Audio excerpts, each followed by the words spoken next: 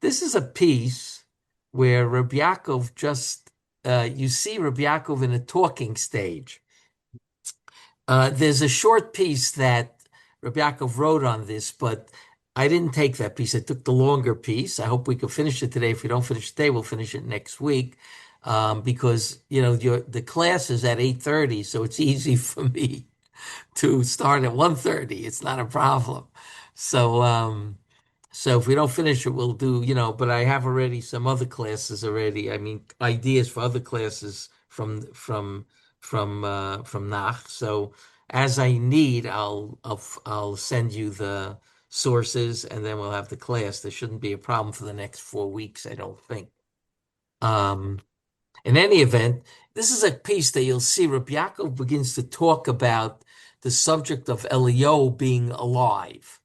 Okay, and you see Reb Yaakov's Bekias he has so many different ideas about this and so many different proofs.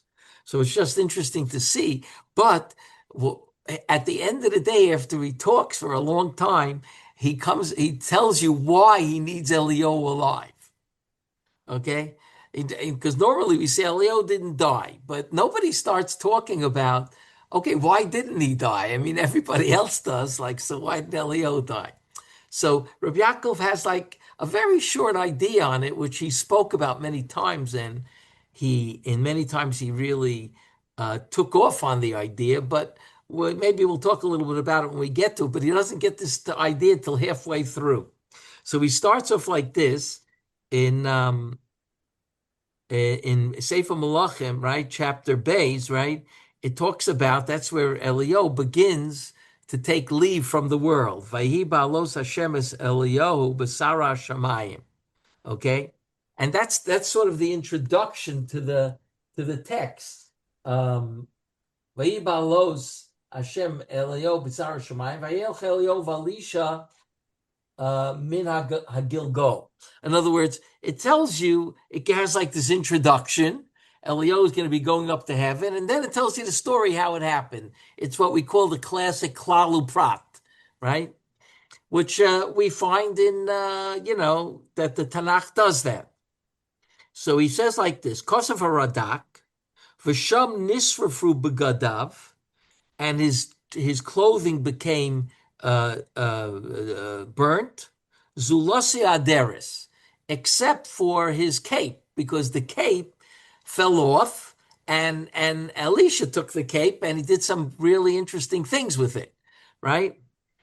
V'chol b'saro v'atzmo v'ruach shav elokim asher nesana, and his flesh finished, meaning became, sort of melted, v'atzmo, and his atzamot, v'ruach shav elokim, and his spirit returned to God, Asher Nesana, which God gave it, right?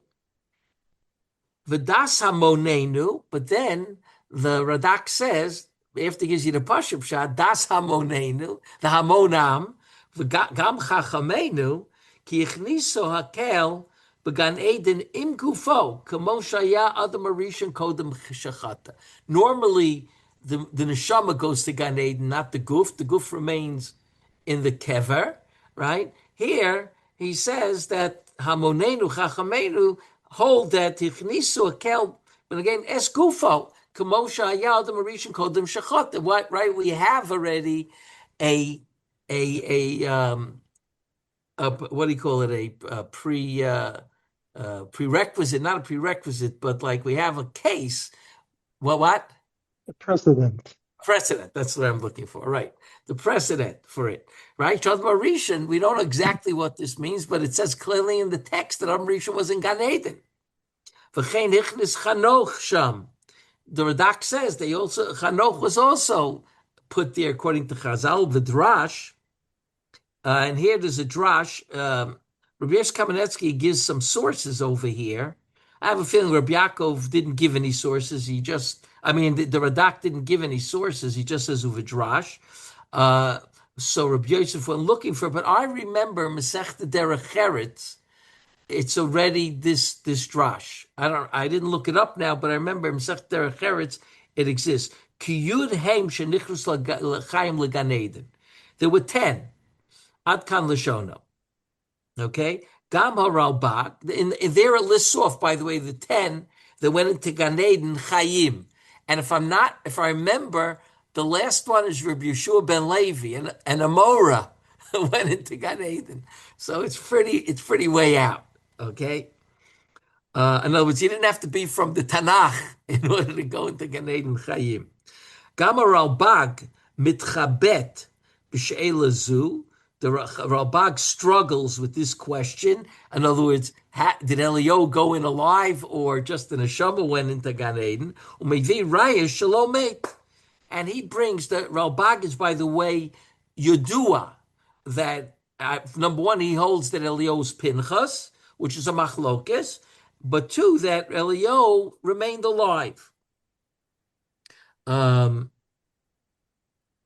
other words, that he's alive somewhere. He's not necessarily in Gan Eden, but he's alive somewhere.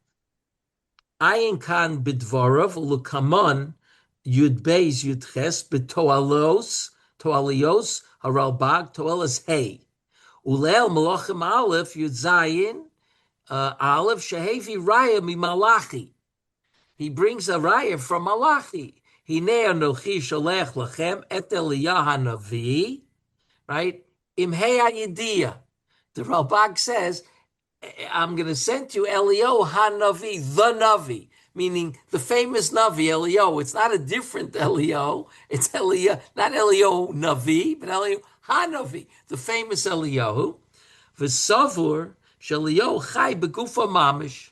And the Ralbag, if you look at all these Ralbags, you'll see that the Ralbag holds this way, that he remained alive. In fact, it says in the text, I remember now what he says. He says like this: "Vayibalos Hashem et Eliyahu basara hashamayim," right? And it says later on that he went up to the shamayim, right? When he actually leaves, it says here.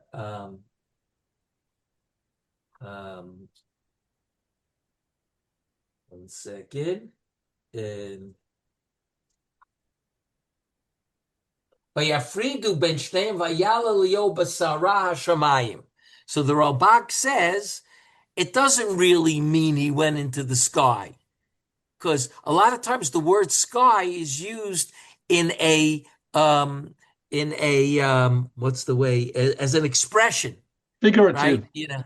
What? Figurative, exactly. So that's, I remember now that the Ralbag says it's figurative, like it says that the Migdal of Bavel was Bashamayim, right? It was very high, right? It was very high. Or I think he brings by the Meraglim, it also says that they were very tall on the Shamayim, right? I remember the exact lashon, but in other words, he says that it doesn't mean he went somewhere like in Gan Eden. He's here, but he's hidden.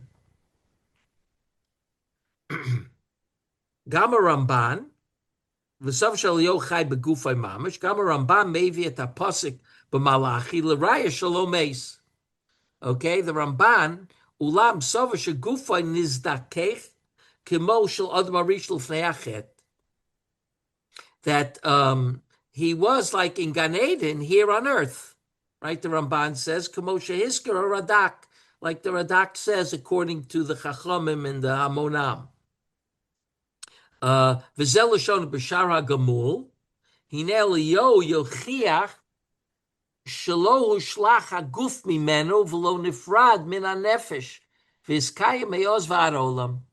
That Eliyahu was. We could prove that Eliyahu was not, that Eliyahu's guf was not thrown out from him and didn't part from his nefesh, and he's been around forever. V'chein chanoch, the Ramban says, kafim et Rashi Rabboseinu.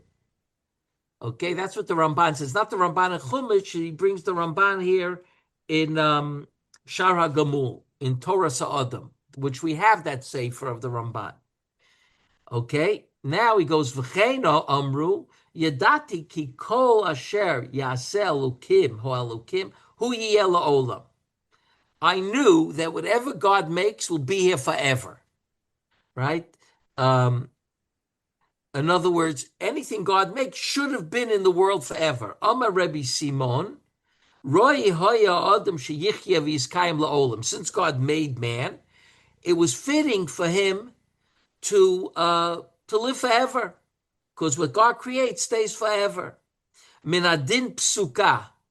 I'm not exactly sure what the medrash means over here. I actually looked up the medrash, and in the medrash that I looked up in Koheles Ra, it doesn't. These words don't appear. It says v'yiskayim la'olam. It doesn't say min hadim psuka.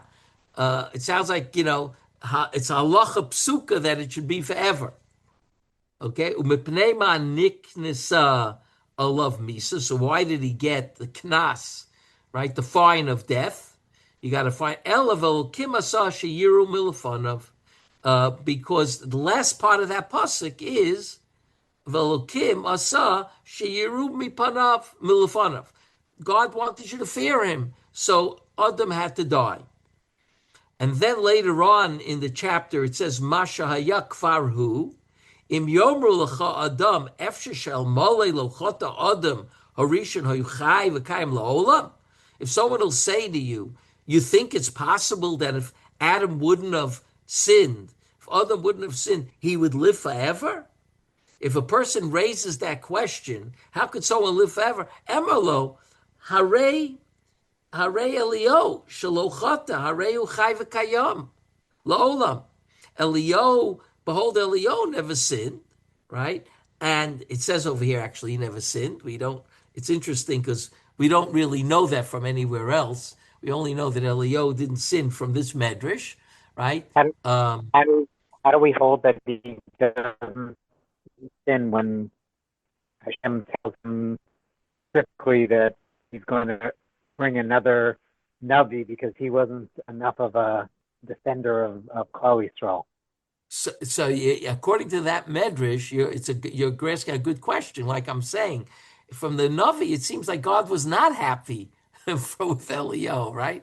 And I mean, it says over there, get yourself another Navi. So from the pshat in the text, without the Rashi that you're quoting, right, or the Chazal, right, it says get yourself another, because Elio asked to be relieved, right? He said, Kachet nafshi, right? I'm tired of living, right? So could be the Medrash is learning that he didn't sin. He just didn't want to live any longer. And God gave him his wish. He said, okay, so make another. But it doesn't, and from the text, you don't see he sinned, right? The Medrash, the Chazal say, you were Malamed Schus, so now go take, I kept asking you what you're doing here. You were Malamed Schus, so now go make Elisha the Navi instead of you. So it could be that this Medrash doesn't learn like that Medrash. Could be they disagree. Or it could be that, I don't know if that's Mamish and Aveira, if you call that one of the Taryag. He was representing Midas Adin, and Am Yisrael needed Midas Chesed. So it was not the right representative, not necessarily that it's correct. Would you call that a sin? Maybe not. I'm not sure if you call it a sin. But all I'm saying, from the text itself, you don't know that. You know that from Chazal, right? I mean, I like the Chazal very much. It's a great Chazal. But from the text, you just see he doesn't want to live anymore. He says, I just can't handle Klal Yisrael anymore. I can't do this anymore. And don't forget, according to the Medrash, that Pinchas is Eliyahu, he's living quite a long time. So God gives him his wish, but it doesn't say clearly that he sinned. Emarlo, hare Eliyahu shalochata, harehu chai v'kayom la'olam. So you can tell someone we have a case, right? For the pasuk says, what did the pasuk say? Masha haya kvarhu. What was kvarhu? It's right here. It's right here. You can see it as an example. Okay, hine biaru sheritzon elokim b'maisav mekayim osam laolam. They view, right, that God has the Chazal are explaining that the Ratzon Hashem with his actions that they should always be there, whatever he created. Ve'viu raya hazu me'Eliyahu zechor latov, v'Hanavi Omar hinei nochi sholech lechem et Eliyahu hanavi lefnei ba yom Hashem hagodol v'hanora v'zos raya shelo nifrada nafsho min haguf hakadosh v'tkayim kiyum enoshi. This is all the Ramban. The Ramban this is all he's quoting the Ramban. This is all the Ramban. So I checked the Koheles Rabbah, and it's a little bit different, but of course the Ramban can have a different text. It's not Reb Yaakov. I'd be surprised if Reb Yaakov had a different text, but the Ramban could have had a different text, right? So it's not exactly like this, but this is all the Ramban saying that this is a raya that his nefesh was not separated from his guf. He says min aguf hakadosh, which is interesting. He says aguf hakadosh. I'll tell you why it's interesting. Because it could be the Ramban here is kvetching in here that it didn't have to separate. Because his guf was kadosh. Not only his nefesh is kadosh, right, is tahorahi, but with Eliyahu, his guf was kadosh. It never had to separate. It could be the Ramban is pushing that in over here, why there was not a separation. Vitkayem kiyum enoshi. And it could just remain like any human being. Right? So I think that's what he means here, guf hakadosh, his holy guf. Right? Didn't we start off today by saying that his flesh all burnt off and his bones burnt and the rest of it? Oh, so that's the Radak's pshat. Right? I told you, the Radak is always, I remember Reb Yaakov saying this many times, Radak wants to give you things al pi seichel, right? People just don't disappear al pi seichel. I'm talking seichel Yehudi. I don't mean like, in a secular way. I mean, how he learns the Tanach is not in miraculous ways, except if it says clearly it's a miracle. He says that, he doesn't argue with that. But Rabbi Yaakov said, Radak wanted to explain the whole Tanach al pi seichel, seichel enushi. So he starts off by saying, yeah, he went up a Sarah Shemayim. How do you go up a Sarah Shemayim? Your guf has to disintegrate, right? But then he says, V'das hamonenu gam chachamenu, right? Is that, no, he went chai into Gan Eden, right? So Rabbi Yaakov is showing this, that not only the Radak brings Chazal that he went into Gan Eden, right? But the Ralbag holds it's not even a question of Gan Eden. He just is alive forever. And he says the Ralbag holds this way and the Ramban holds this way. I know. Is it normal? What? Is it normal to refer to somebody who's alive as Zachor Latov? It's a good question. It's a great question. It's a good question. Because we haven't seen him for a long time. So Zachor Latov. Right. It's a good question. I don't know how, the Ramban could be used that I'll tell you the case where it's brought, the Gemara that I remember that Zachor Latov is used, the person's already not alive. It's Yoshua. The Gemara in Baba Basra, Daf Chafalev says over there that remember Yoshua Zachor Latov Shel Mole Yoshua Kohen Gadol. There would not be Torah be Israel, right? You remember that Gemara, right? That if not for Yoshua Ben Gamla, wasn't there Yeshua Ben Gamla, the one that set up the schools? What? That set up Chadarim? Right. That's the Gemara Baba Bas, right? El Mole Yeshua Ben Gamla Lohaya Torah, something like Lohaya Torah be Israel, right? And then it says because he set up because children used to go to yeshiva, but at an older age, or what's going to happen at a younger age, and if you didn't have a parent, if you didn't have a parent, right? So there it says Yeshua Ben Gamla was Zachur Latov. So he's not alive anymore when they say that. So that's the only case I remember. So you're right. It is a little bit strange that but the Ramban himself says it, right? They view Raya Zu Me'Eliyahu Zachur Latov. right? So it could be the Ramban found a place where people are still alive. You mentioned Zachor Latov, right? Vihine, okay? So Vihine, so Reb Yaakov already is just showing from different Rishonim that either he went into Gan Eden or he's stam alive, okay? And he never separated out of his body and his neshama, his nefesh. V'hina yedua machlokas hamufursemes bein haralbach umahari beirav. Okay, it's yedua the mefursem the machlokas between Reb Levi ibn Chabiv, who was the son of Reb Yaakov ibn Chabiv, the Ein Yaakov. You know, the Ein Yaakov was compiled. I can't say written, but compiled by Reb Yaakov ibn Chabiv, and his son was the Rav in Yerushalayim. Became the Rav in Yerushalayim, and the Rebbe Rav was the Gadol Hador in Tzfat. In Tzfat, the same. You know, there is a Beis HaKnesses Rebbe Rav in Tzfat till today. I mean, whether that was his Beit Knesset, of course they claim it. I'm not 100% sure, but they definitely have a Beit Knesset of Moshe Alshich, of the Beit Yosef, of the Rebbe Rav. They have all. And Rebbe Rav was considered, the Rabbi Yosef Karo considered him his Rebbe, the Rebbe Rav. So there was a machlokis, a very, he says famous, but a very, let's talk about strong machlokis, okay?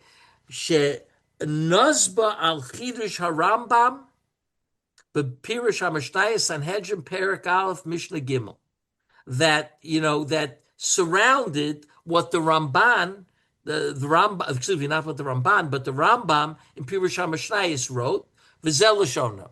Rabbi Yaakov quotes his Lashon, V'yirali, ki kishati ha'askom mikol ha'chachom v'talmidim, lagdim aleim ish min ha'yeshiva, v'yasimo so l'rosh, u'bilvad sheyehei zeh be'eretz Yisrael k'moshe zacharnu.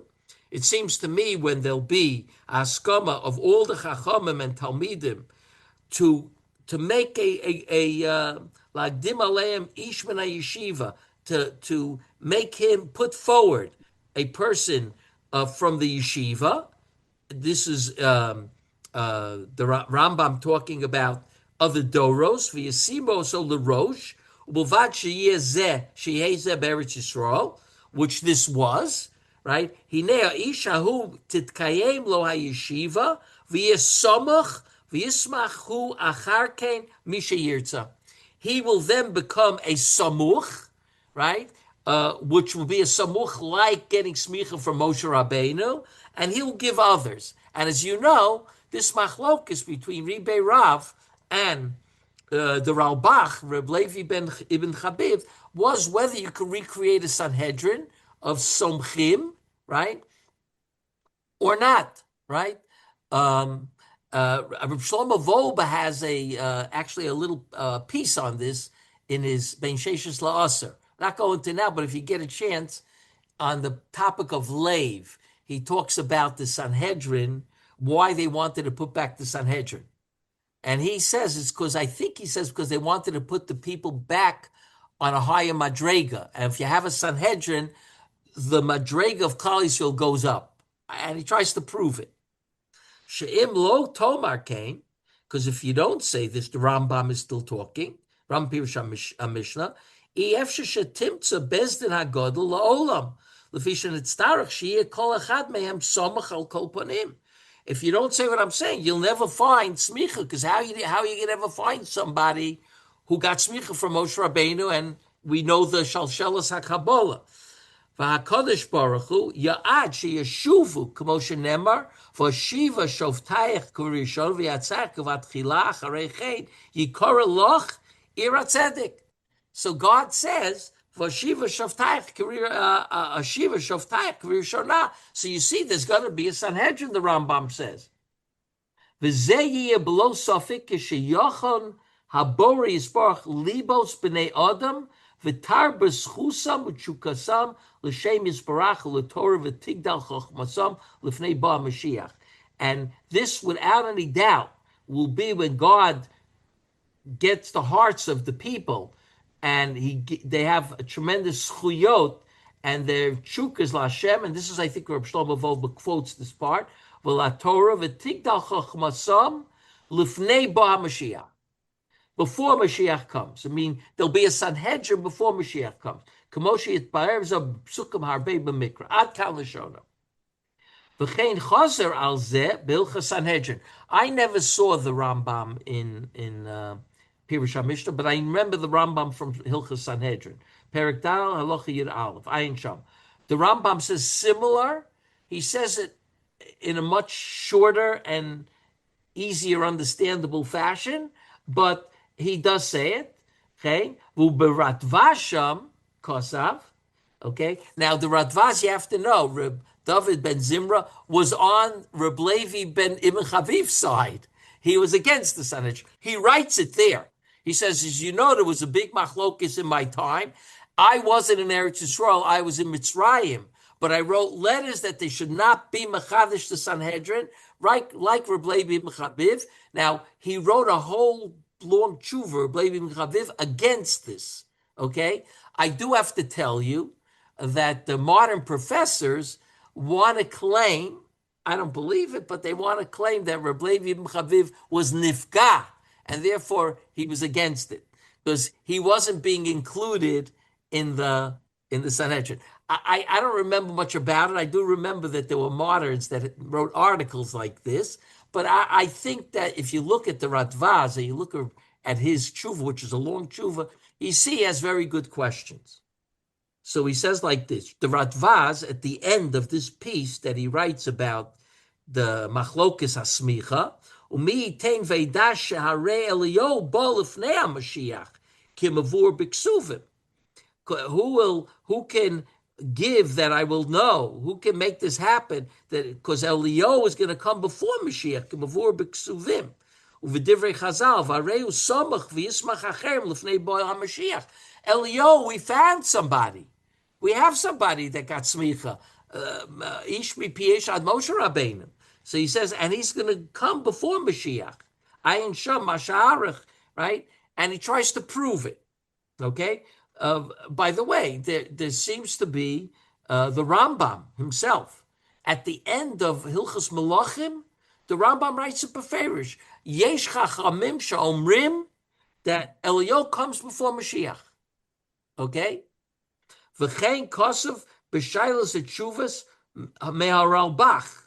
By the way, I once asked Reb Yaakov, I said to Reb Yaakov, what do you mean he comes before Mashiach? Eliyahu is going to be Mashiach's minister of religion, just like Shmuel was Shaul's minister of religion, Reb Yaakov said, and Nassim was David's minister of religion, and Achia Shiloni was Yeravan's minister of religion, and Eliyahu was Achav's minister of religion. I said, I'm sure that Eliyahu was supposed to be the minister of religion, just like he was by Achav. So Reb Yaakov said to me, no, wait. He says, you see, it says, Hinei anochi sholech lechem et Eliyahu hanavi, not Eliyahu hanavi. That means he's coming back as a private citizen. Eliyahu, he got the name Eliyahu, the extra vav, when he became the official Navi Shala'am, Shalamelech, right? That's when he got it. When he gave it over to Elisha, Reb Yaakov said, he lost the Yud, the Vav. He's Eliyahu again. And that's why the beginning of Malachim Beis, it says 4 times, right? Eliyahu, not Eliyahu. So he says, he left the world as Eliyahu, and he's coming back as a private Navi. Only when Mashiach comes, he's going to get the Vav back again. That's how Reb Yaakov said. So he says like this. So he's coming before Mashiach. Sofa Sefer, Kuntras HaSmicha. He wrote a whole kuntras called Kuntras HaSmicha. Dibra Maskal Od Havi. Sharei, he writes, maybe Dibra Maskal Od. Hevi, made over Od Hevi. Sharei Kafisha Kibaltanu. Eliyahu Hu Chai Adayin Varehu Samach Mipi Samach. He says Eliyahu, like the Ratvaz says, the Kuntras in the Kuntras Smich, the Ralbach also says we Kibaltanu Eliyahu Chai. We have a Kabbalah that Eliyahu is Chai v'Kayam. So they both had this and said, you don't have to worry. The Rambam's problem, how you can get a samach, no problem. Yitachin shebazeh pligi, da'cholkim al Rambam sover lahem, delo meis vadayin hu balguf. The people who argue on the Rambam hold that Eliyahu never died and he's a balguf. And that's why you don't have to worry about smicha, because Eliyahu give people smicha. Vilu a Rambam sover, sheliyahu meis, vatohu malach, bli guf klal. The Rambam holds like the Radak. You know, the Rambam is a rationalist, so he holds Eliyahu is not alive. Malach einu yochel l'smoch, and of course a malach can't give you smicha, right? He may be Eliyahu the malach, but he can't give you smicha. You need a human being for that. V'lachein sover shechidush hasanhedrin you beli Eliyahu. It has to be beli Eliyahu, and therefore the Rambam has to figure out how.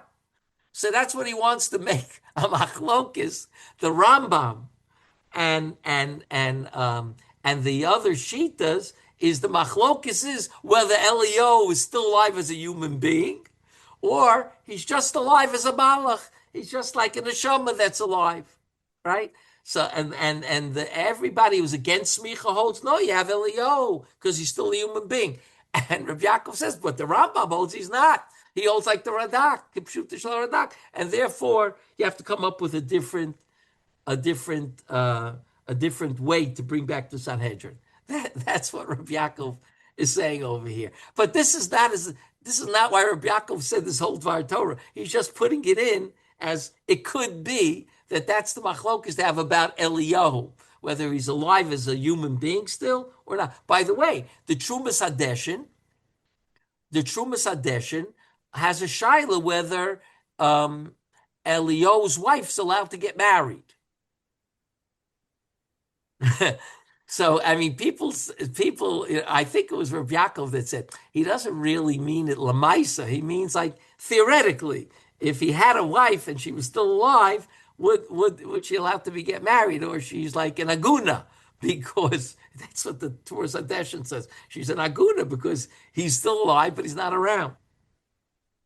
But some people want to bring a raya from the Turas Hadeshin that he was alive, that Eli was alive. Because why are you asking the shaila? But Reb Yaakov said no, he's asking in a theoretical way. What's your question? Two things. First of all, isn't there a Gemara? I don't remember exactly.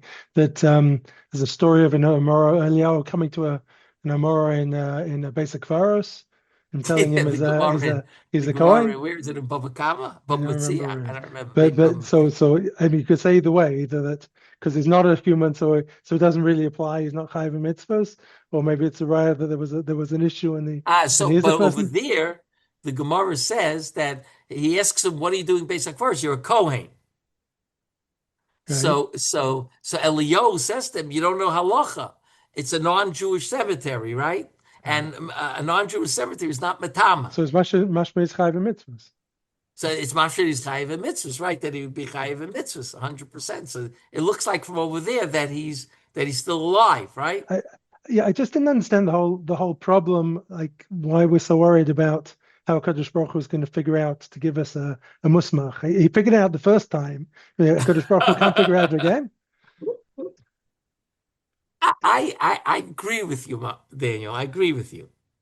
But I don't think the Rambam could have slept at night unless he didn't figure out something rational. That's what I hold. I agree. On all these things that people worry about, when Mashiach is coming, not coming, I say, like, come on. God has it figured out. Just give him a break, So I think you're right. But for some reason, nobody gives your answer. In other words, the Ralbach doesn't say, what are you guys worried about? When it's time, God is going to make sure it happens. Nobody gives you an answer, even though I think it's a good answer. But you see that they hold this has to be some sort of ishtadlus to figure it out. So for the Rambam, I think it really has to be very rational, right? But I'm with you. It doesn't bother me that there's no Sanhedrin. But I'm not on that level. I have to tell you, I'm not on the level of the Rebbe Rav and Rabbi Yosef Cairo, right? For them, they obviously, I mean, I didn't want to bring this in, but I think I have to. They obviously saw here the beginning of a gula.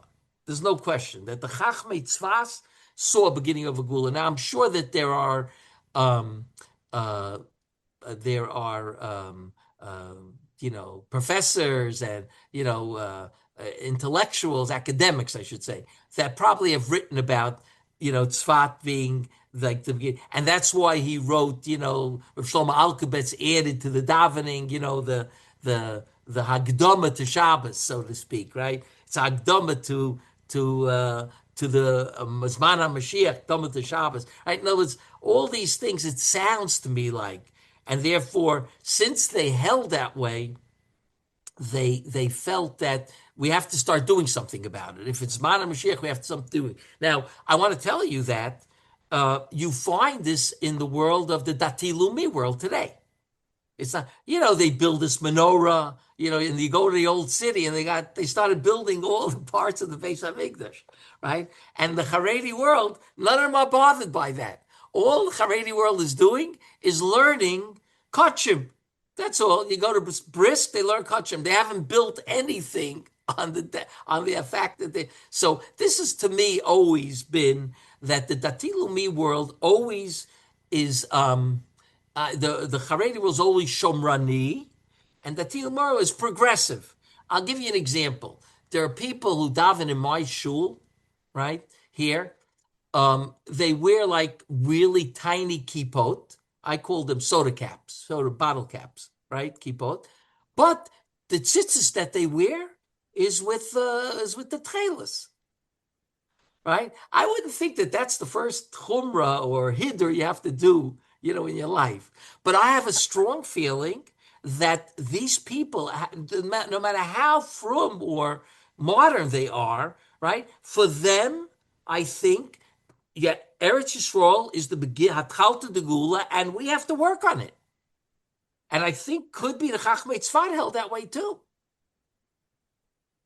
I don't ask a kasha, but it seems to me that if they're machmir on the tzitzis and the makel on the kippah, they're just saying one's a deraisa and one's a minhag. Okay, I got it. Okay, I'm not tining on them, but it sometimes looks to me a little bit strange. Who's machmir on tchelis? Usually a guy who's really worried about. But no, I think you're right. They could be, they do that. Even though in the tzava we know that during the last war, all the chayalim asked for tchelis, including the they didn't ask for tchelis, excuse me, they asked for tzitzis, right? I know in my school, the women were making tzitzis left and right. They didn't have enough tzitzis, right? Even though some of the people were, what do you call it? They were not Jewish. They were, what were they? Druze. What? Druze. They said, why don't we have tzitzis too? I mean, we need to be protected, not only you, right? So we never wore tzitzis for protection, right? That's all. These are all mezuzahs, tzitzis, ksuva. It's all like protection. If the ksuva is no good, your marriage is no good. If the mezuzah is no good, who knows what's going to happen, right? In my world, we never looked at it that way. If the mezuzah is no good, you got to fix it because halachically it's no good, right? But in any event, I do see over here that there's a l'shitaso. The Dati Lumi world is working towards, if there's atchalta, maybe we have to fit, it's up to us to ligmor it, whereas the Olam HaYeshivas has absolutely nothing to do with that. I mean, that in such a way, it's almost the opposite, right? So anyway, so over here you see that in Tzfat, right, that it was clear in Tzfat, it was to me at least, from all this big machlokes, and your kasha is like, what are you getting nervous about? Rebbe Rav, right? Like, what are you getting nervous about? God will work it out. So I get the impression that they felt like the Dati Lumi community, like it's not Chalta de Gula. We have to finish it off. We have to create the Sanhedrin. Reb Yaakov doesn't talk about that. I'm saying it myself. I want to be clear. Okay? So he says like this. Okay, good. We have time. Okay. V'od lifnei ba Mashiach. V'od lifnei ba Mashiach. 1 second. Sofa shachidish Sanhedrin yeh b'li Eliyahu. V'od lifnei ba Mashiach. And before Mashiach comes, right?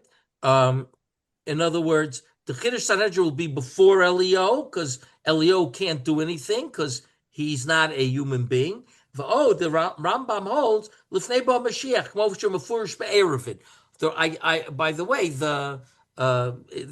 again, from Ram Milch's Malachim, it looks like this, but he quotes a Gemara in Erevin, Reb Yaakov. What is it?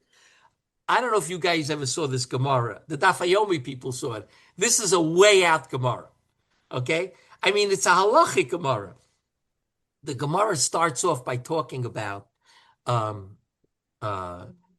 because Erevim, so it talks about Tchumim on Shabbos and Yom Tov, right?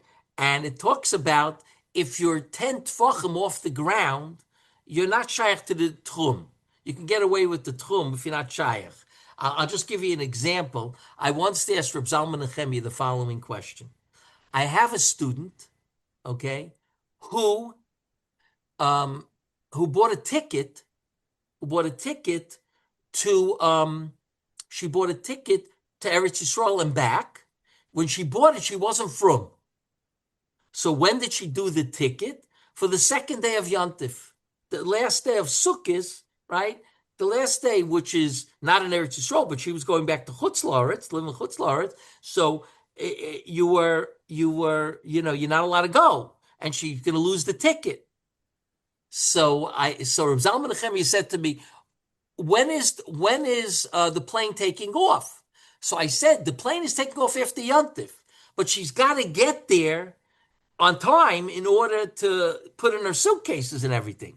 But once by the end of the time she puts in her suitcases, it'll be a Eis Yom Tov. You have nothing to worry about. So he says to me, well, so then the shaila is Tchum. So he says to me, someone else could put the suitcases in the car. And the cab driver could take the suitcases out of the car. Right? So the shaila is only of Tchum. This is what he says to me. He says, well, Tchum, the nesher is probably 10 tfachim off the ground. In other words, the seat of the nesher, when you're sitting on the seat, is probably 10 tfachim off the ground, he says to me. So there's no shaila of Tchum here. This is what he says to me, Zalman Nechemia. Okay. There was a case, I think, what was his name? A big guy in this, I think in the early 1800s. He wrote like 100 Sfarim. I'm forgetting the name now. And he writes a woman needed to go to the hospital because she was pregnant, but it wasn't clear that she was going to give birth. So he told her to go in a wagon on Shabbos that was higher than 10 tfachim. So it wouldn't be a shaila of Tchum. So the Gemara over there in Erevim discusses this whole issue of machlokes, whether Lamala Me'eser, there is a shaila of Tchum and not a shaila of Tchum, right? So the Gemara says, again, I don't remember the Gemara that well, but I remember the Gemara deals with Mashiach. If someone made a neder, right? Do you remember this Gemara? If someone made a neder that he's not going to drink wine when he's going to become a Nazir when Mashiach comes. Okay? And the Gemara says, so on Shabbos he could drink wine because Mashiach won't come on Shabbos. Eliyahu won't come and Mashiach won't come on Shabbos. So the Gemara says, that's only if you hold that even if you're above 10, there's a Tchum still. Right? If there's below 10, if there's above 10, you're not a Tchum, then they can't come on Shabbos. The Gemara has this whole pilpul and assumes that Eliyahu Mashiach can't come on Shabbos because of Tchum. Right? So you don't have to worry about Shabbos and Yom Tov if they're coming. It's a really complex Gemara. It talks about both Eliyahu, and let's see how Reb Yaakov brings this Gemara. It says like this. Shayni Yasodom Akra, Hine anochi sholech lechem et Eliyah hanavi. Upirish Rashi, lifnei bo yom Hashem, lifnei bias ben David yavo Eliyahu levaser. Okay? Eliyahu comes first, before Mashiach. V'holo asa Eliyahu me etmol, Ihachi b'chol kol yuma v'yuma nami lishteri, and Eliyahu didn't come the day before, so since Eliyahu's not here, you could drink the wine because you're not a nozer yet, because if Eliyahu didn't come, Mashiach can't come because he's got to come first. Ihachi b'chol kol yoma v'yoma nami lishteri. So the Gemara says, why are you telling me on Shabbos you could drink wine, even on the weekdays? If Eliyahu isn't there, you know that Mashiach isn't here. It could be he came to the Beis Din Agadol Eliyahu, and you didn't hear about it. The Hainu sheBeis Din Agadol kfar yiyekayim l'fnei sh'Eliyahu Hanavi yagia. If Eliyahu went to the Beis Din Agadol, the Gemara is mashma that the Beis Din is there before Eliyahu. If the Beis Din is there before Eliyahu, that means there had to be smicha before Eliyahu came. Right?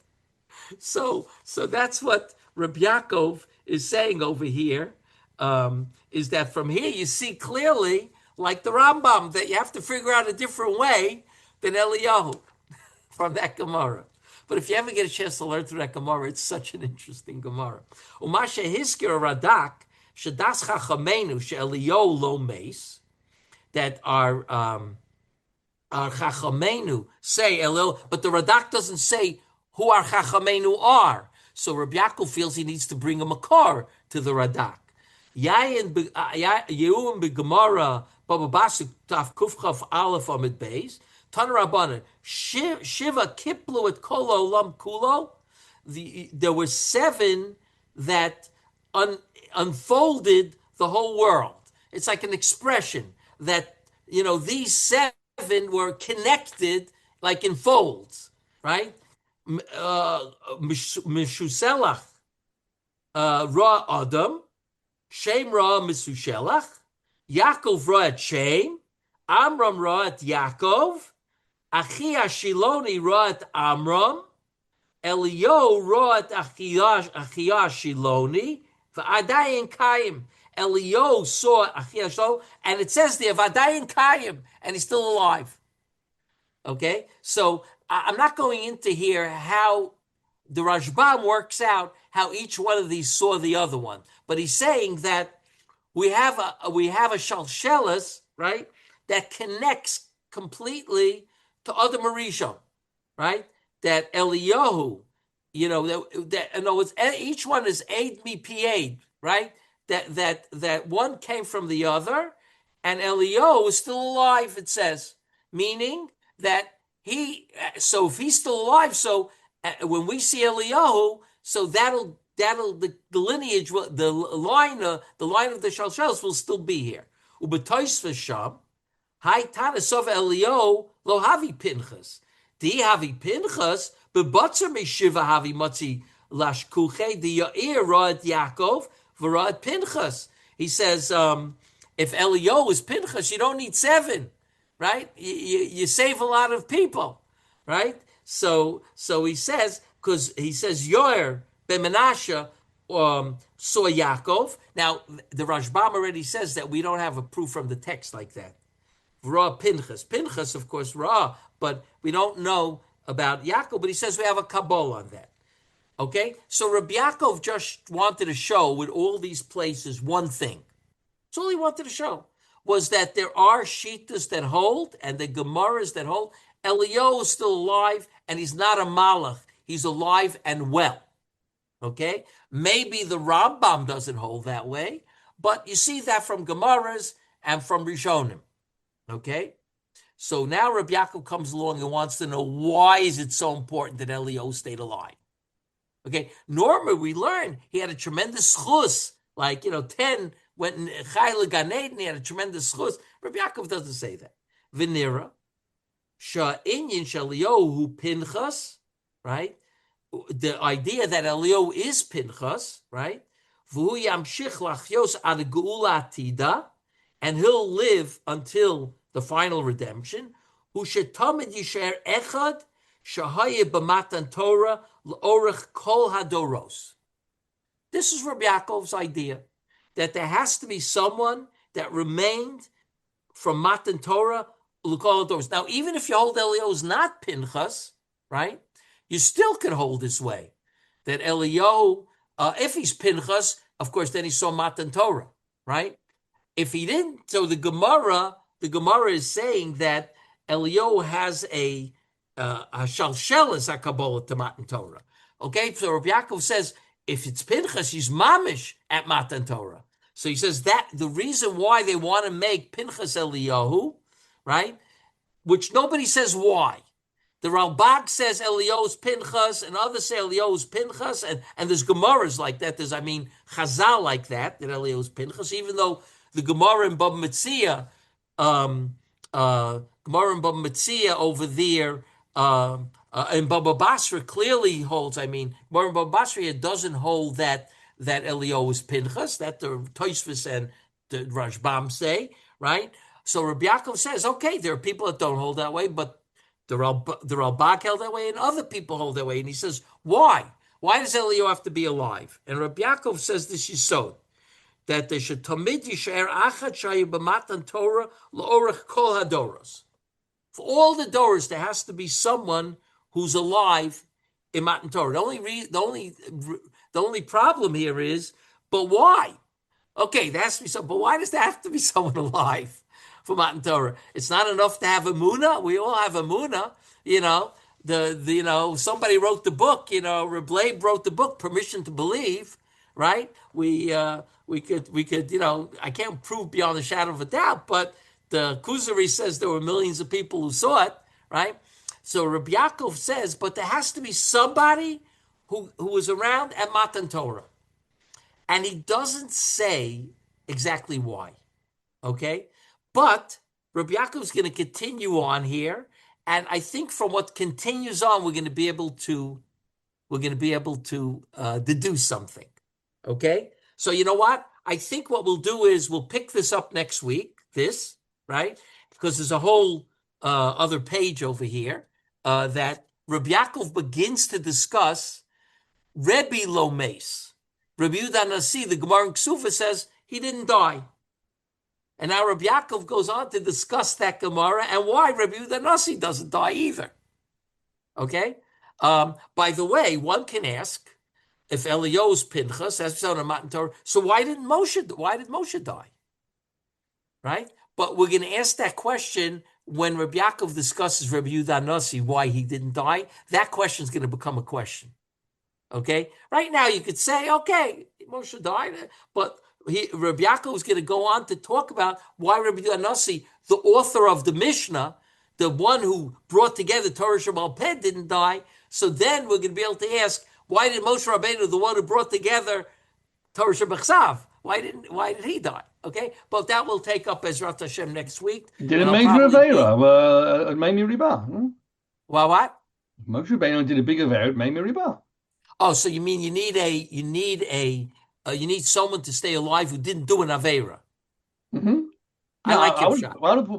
I like your shot very much. There were people who only died because of the Chet of Adam and Rishon. They themselves didn't have Chet. So that's Eliyahu, because it seems like the Ramban says he did. Right, Ramban says that Eliyahu did not do an Avera, right? But there are other people that they didn't do Averas, but they died because of the Chet of Adam and Rishon. Right. But he didn't. And Rabbi Yaakov says, why? Because you needed someone around from Matan Torah. Okay? And Rabbi Yehuda Nasi, you can also say didn't do an Avera. It's not so pashut he did an Avera. It's not so clear. I don't understand. Why did those people die if they haven't done Averas? For the Chet of Adam and Rishon. And those people who went into Gan Eden alive, what's the difference between those and those? Why? I mean, the people. There's three categories you're saying here, Jonathan. There's people who didn't die at all. Mm-hmm. Okay, they're still on Earth, right? There are people who die, right? And there's the middle category about people who die, who don't die and go into Gan Eden. They're not on earth; they're in Gan Eden, Mm-hmm. right? So your question is what's the difference? The guy goes into Gan Eden. Why does he die if he didn't do an Avera, right?